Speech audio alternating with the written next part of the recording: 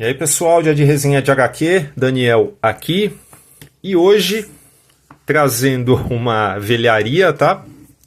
Que não vai ter link na Amazon, sabe? Mas eu reli essa paradinha aqui, achei que valia a pena fazer um vídeo.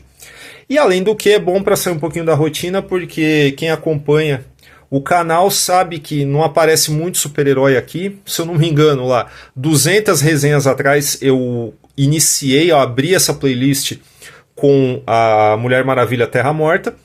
E agora eu aproveito para falar de Liga da Justiça Terra 2, que eu vou usar aqui para folhear a minha edição gringa, comprada na época. Belíssima edição, por sinal, aqui com uma reservinha de verniz. Vou até tirar aqui a sobrecapa para manusear melhor.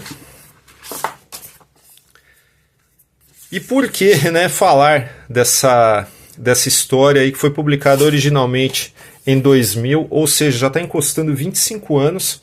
Essa parada aqui é a última história que o Grant Morrison escreveu para a Liga, né? Ele encerrou seu run na Liga da Justiça com essa história, ao lado da melhor companhia possível para ele, que é o Frank Quitely.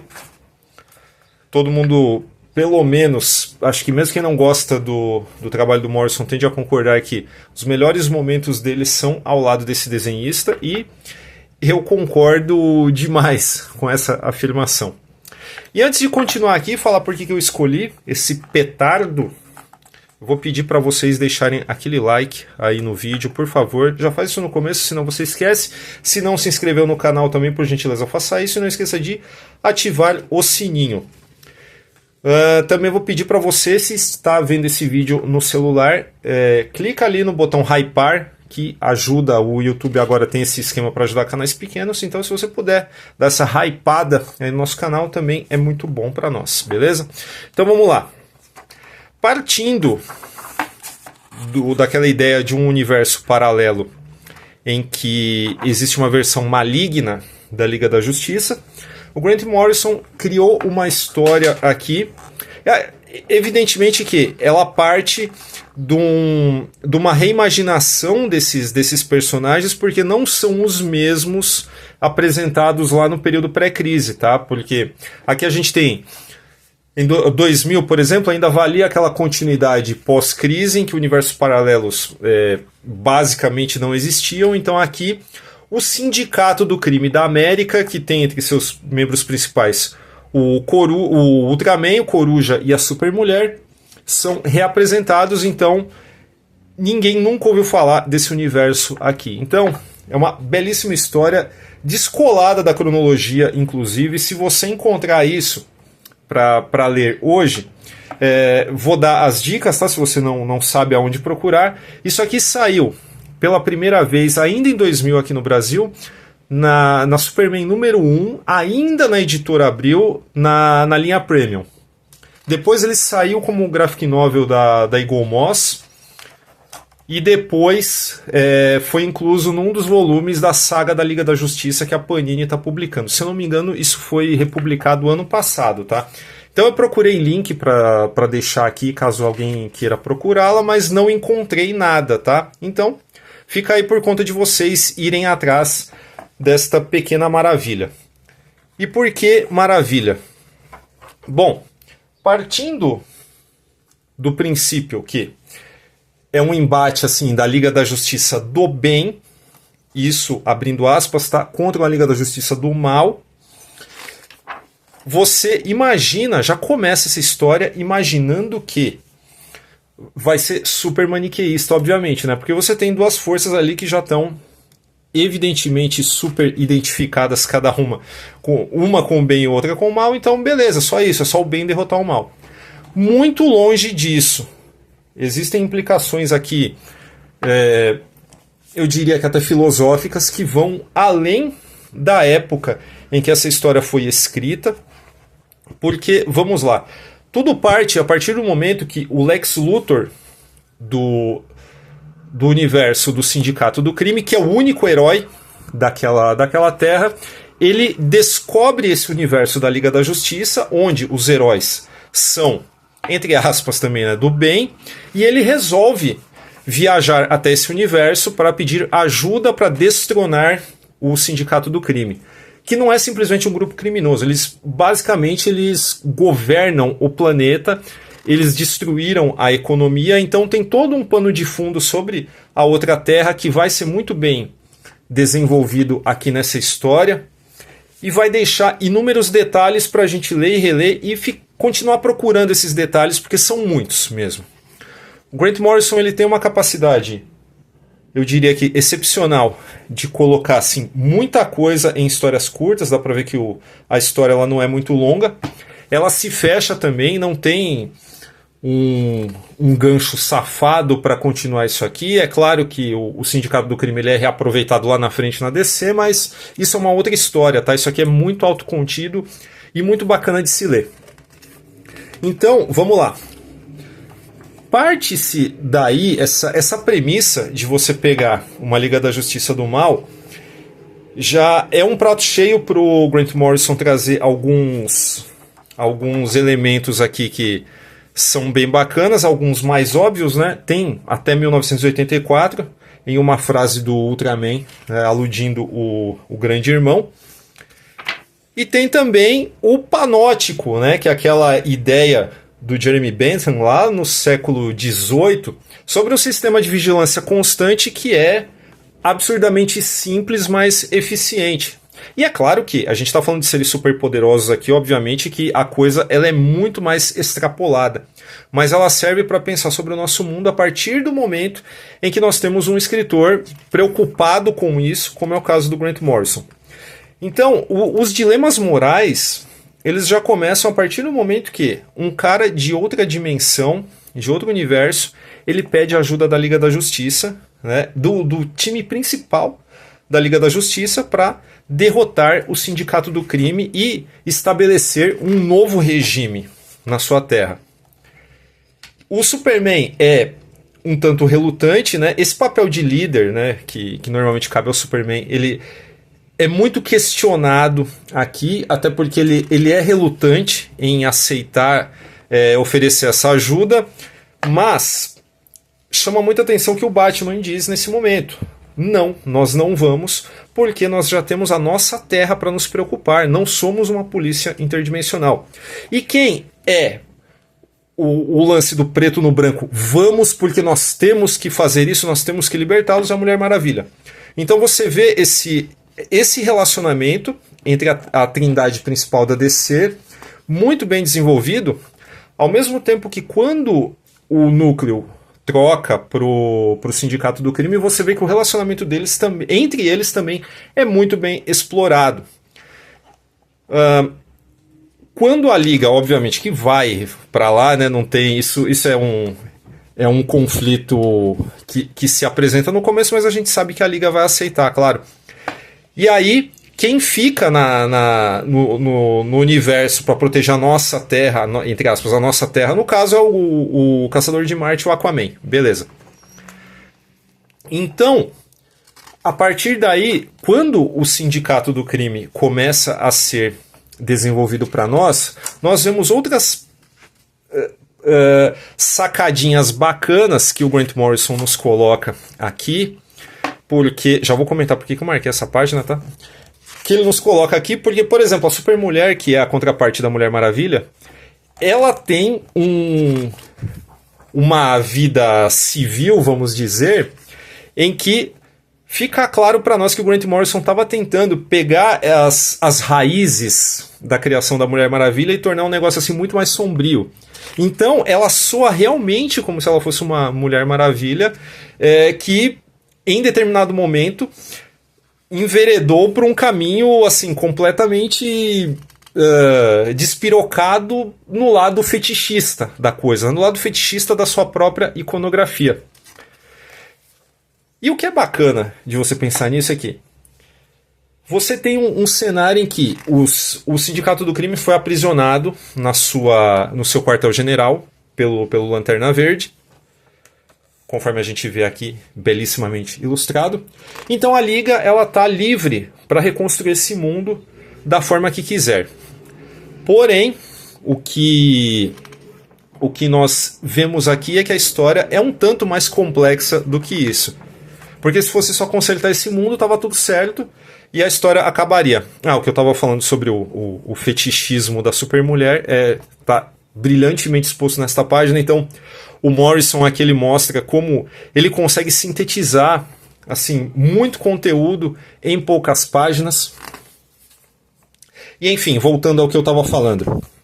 A questão desse mundo é que existe algo muito diferente em termos de inconsciente coletivo neste universo que não foi levado em conta na hora que a Liga resolveu intervir. E nesse sentido, obviamente que cabe aos caras mais inteligentes de cada universo perceber a própria contradição desse tipo de missão, que é obviamente o Batman e o Coruja. E o Coruja é um cara assim tão esperto lá do seu lado quanto o Batman é pro nosso. Então, o que é percebido aqui é que o universo do Lex Luthor do bem, ele não é simplesmente algo que basta ser consertado, basta tirar o sindicato do crime de cena e tudo vai ficar bem.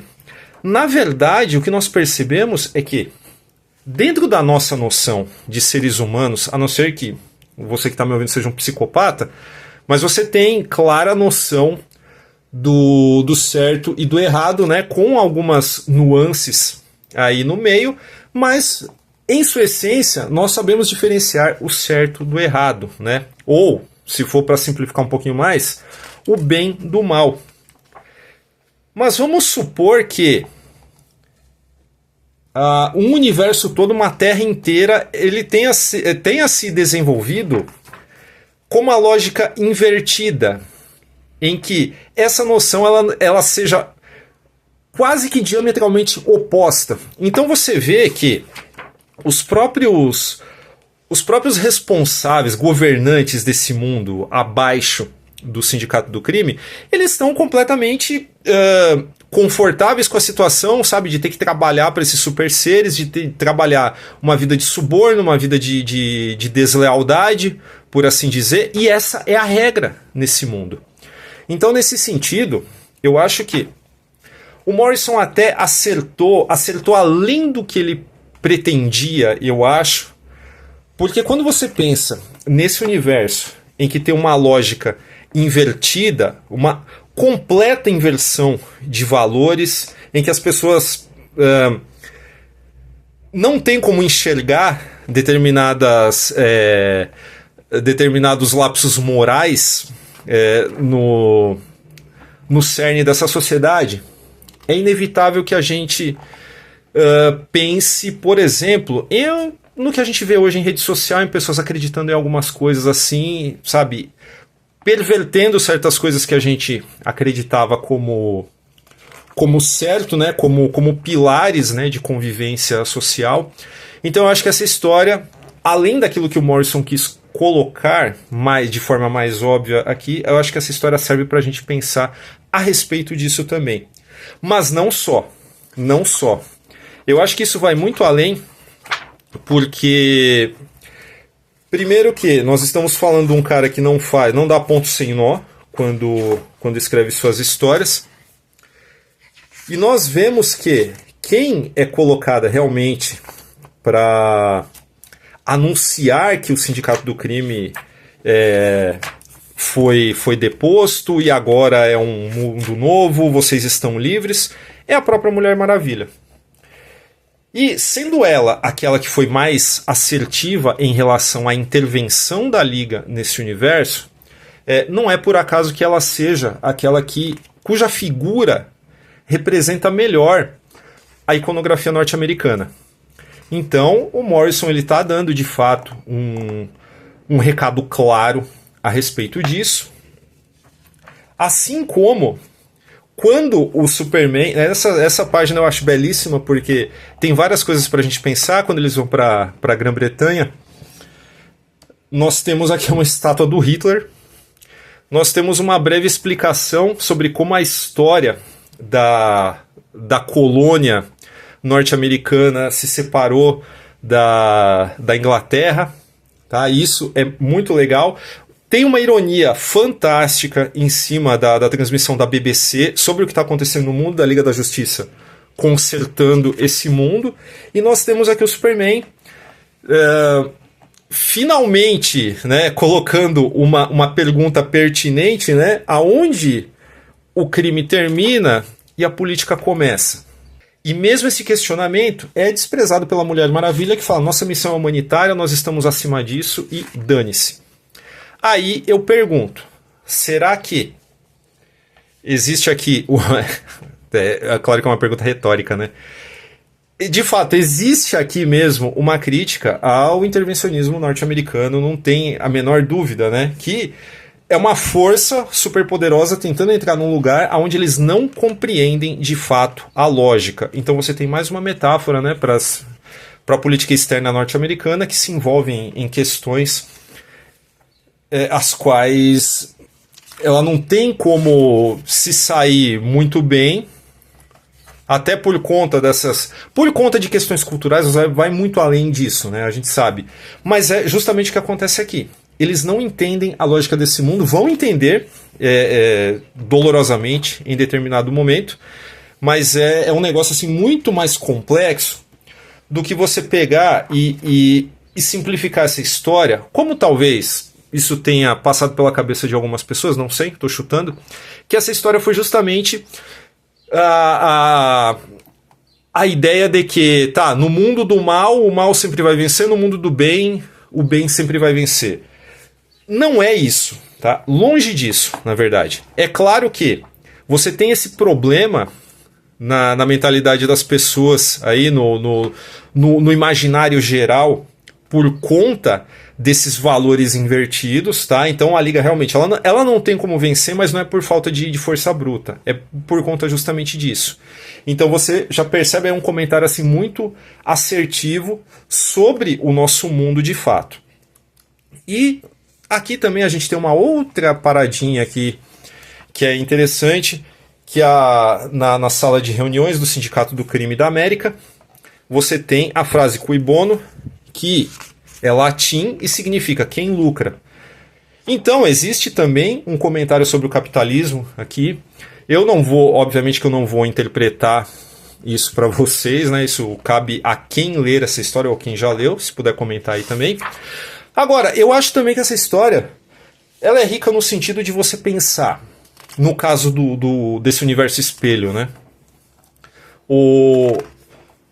Quando a corrupção ela é tão enfronhada dentro da sociedade, como você faz para extirpar isso?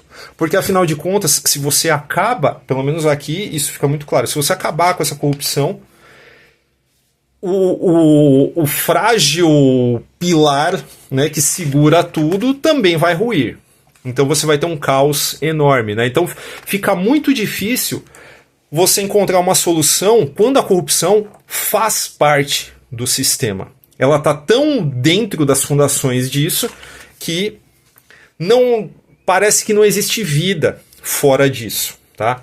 E eu vou até deixar uma reflexão aqui legal, porque isso também encontra um eco no nosso mundo se a gente pensar, eu não vou usar exemplos aqui do nosso país, porque senão vai aparecer alguém me chamando de bairrista e o caramba, mas nós temos um caso que a gente pode usar como referência para isso aqui, que é o livro Gomorra, do Roberto Saviano, que vai falar sobre Nápoles, né, e a questão da máfia ali dentro. Ele explica muito bem isso, né, sobre como isso está ramificado nas fundações do Estado.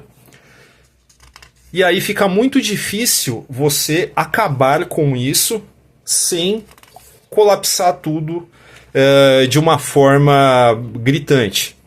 Então fica aí a recomendação da leitura também, acho bem interessante fazer essa relação entre uma história de super-heróis, né, que vai muito além da sua proposta, né? Tem muita coisa massa velho aqui, tem. Eu quase nem falei da arte do Quaitly, que também é fora de série. Tem momentos épicos que são fantásticos. Tem também essa questão de um Uma outra ameaça também, quem já leu, eu não preciso detalhar direitinho, né? Mas existe uma ameaça dentro desse conflito entre Liga da Justiça e Sindicato do Crime, que aproveita, né, que ambos os lados estão ocupados para colocar sua própria agenda em prática. E o Lex Luthor desse universo também, que talvez encarne algumas coisas que a gente vê na vida real também, porque ele é um cara muito bem intencionado, mas ele é um cara arrogante. E essa arrogância aqui nessa história, ela custa caro. No final das contas, o que você tem é tudo voltando para o status quo, não tem jeito, tá? É um negócio assim muito amargo, mas é um negócio que de fato, né, você enxerga um reflexo na vida real, um reflexo inevitável, eu acho, incontornável hoje se a gente pegar essa história 24, 25 anos depois, tá? Então, e além de tudo, né, repetindo aquilo que eu já comentei, a gente tem essa questão, né, da inversão de valores que a gente vê hoje em rede social também, a gente vê no comportamento geral de algumas pessoas, então a gente nem precisa viajar para um universo paralelo para ver isso também, né, infelizmente. Bom, eu acredito que não precisei falar muito da arte do Quitely porque ele dispensa apresentações, vocês viram aqui. É uma história bacaníssima mesmo, uma despedida fantástica do Morrison da Liga da Justiça, que vale a pena ler hoje. Ela tem uma atualidade assim que eu acho assim indiscutível, tá? Goste ou não da história, eu acho que ela está discutindo algumas coisas assim que são pertinentes, são bacanas, e é muito bacana encontrar isso, sabe, numa história dos grandes medalhões da DC, né? Coisa que a gente não costuma encontrar toda vez, né? Então vale a pena ler e reler essa história hoje em dia, beleza? Então fica aí essa recomendação. Infelizmente não tem link aí para a Amazon, mas sei lá, você pode procurar aí no mercado de usados, não sei, faz aí seu corre. E vou pedir as mesmas coisas que eu sempre peço no começo. Aquele like, não vai embora sem dar aquele like, por gentileza. Se não se inscreveu no canal também, faça isso, por favor. Não esquece de ativar o sininho. Clica aí no botão hypar se você está vendo pelo celular para ajudar ainda mais o canal. Formiga Elétrica tem uma campanha de financiamento coletivo e recorrente no Apoia-se, está aparecendo aí na tela. Dá uma olhada lá no nosso programa de recompensas para apoiadores, é bem bacana. E é isso. Boa leitura.